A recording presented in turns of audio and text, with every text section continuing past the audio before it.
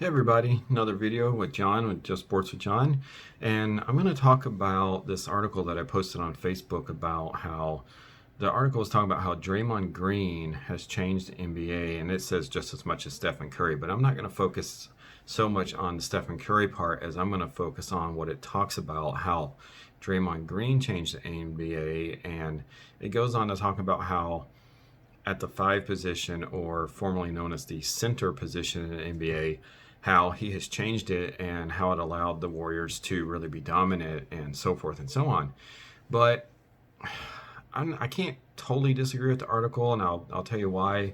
But I kind of disagree with the notion that he himself has completely changed the idea of a small 6'6" or 6'7", anybody under 6'10" really playing the center position and changing it completely. Because if you can go all the way back to a guy in the early 70s to pretty much the 70s, to Wes Unseld.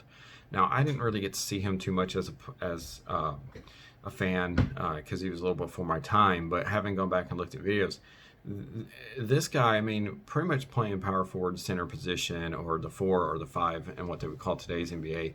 Now, he didn't really go too much beyond that. You know, he wasn't guarding necessarily point guards and shooting guards, but a lot of that had to do with the coaching strategies and believing in the traditional positions of point guard, shooting guard, small forward, power forward, and center, which we don't really see that much.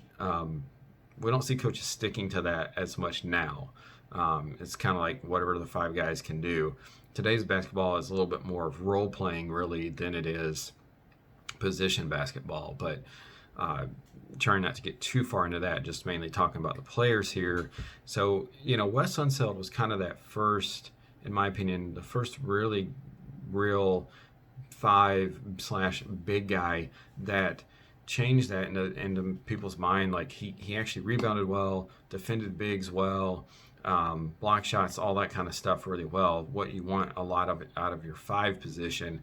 And he did it way back in the 70s. And if we fast forward a little bit, to me, the next couple of guys kind of start talking about Dennis Rodman and Charles Barkley. And Dennis Rodman, like, people forget he was actually at the center or 5 position a lot, more than people think. He might not have spent like all game there, you know, he might not have even spent stretches of games there, but there were times when a big guy, say like David Robinson or Shaquille O'Neal especially, would be on the floor and just, you know, big and tall and grabbing up these rebounds over everybody's head. Well, the Bulls would put Rodman in, who was tenacious and willed and driven and forceful and sneaky and tricky and all that other stuff, and rile Shaq up or rile Robinson up, and not so much Robinson, but Lonzo Mourning, some of these other guys that were big and tall, especially these Bigfoot 7'4" guys like Ritz Smits and, you know, George Murison and these guys, and just get in there and be real tenacious and outdrive them. And by drive, I mean outwill them. And I to me, Rodman was kind of guy that, and Barkley too, because they were in that same era, that, you know, Barkley could go out there and guard some shooting guards and small forwards, power forwards and centers. Rodman, same thing. He could guard guards and he could guard just about every position. And it makes a big difference when your center can go up there and, you know, maybe you don't want him against the point guard all the time, but he can do it in stretches. And I just don't think at the time, I don't think the coaching was open-minded enough to do this all the time. And I think that's what the difference is. You know, even with Barkley, like Barkley could even shoot threes. And, you know, so at one point he could go in there and guard somebody like Derek McKee or,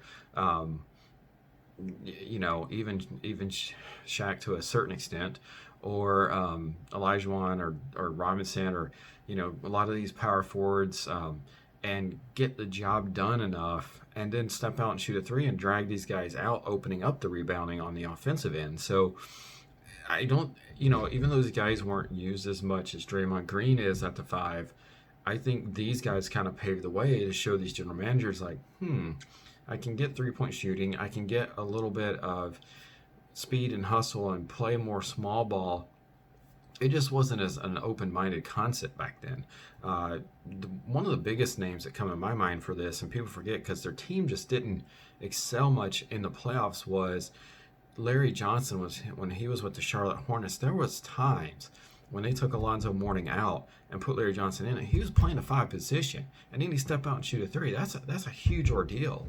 And I kind of look and I kind of think, it's too bad the Hornets didn't build their team up around that. They could have been one of the first small ball teams. I mean, even Alonzo Mourning was like only 6'10" and I think 230 pounds or something like that. Kind of undersized for that traditional center. Some other guys that to me played small. Now they didn't necessarily guard all 5 positions, but like Anthony Mason, Ben Wallace, I think was another guy that really showed you. He was 6'7". But could block shots crazily, rebound just about as well as anybody else in NBA.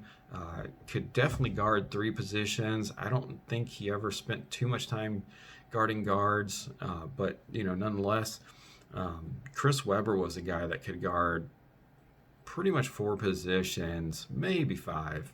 And he was another guy, 6'9", expected to play center a lot. So everybody on this list is like pretty much 6'4" to 6'9", and Larry Johnson, Dennis Rodman. Personally, I think Dennis Rodman was, out of all these guys, the real first guy.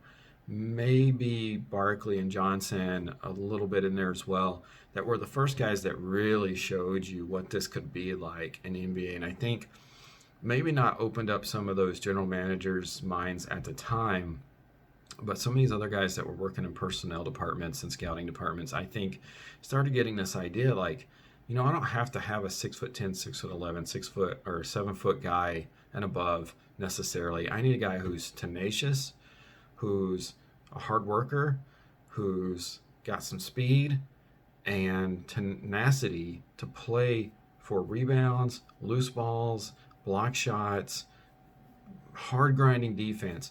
And that led the Warriors to Draymond Green. And people are like, oh, well, he's got to play small forward. He's got to learn to dribble the ball and play shooting guard.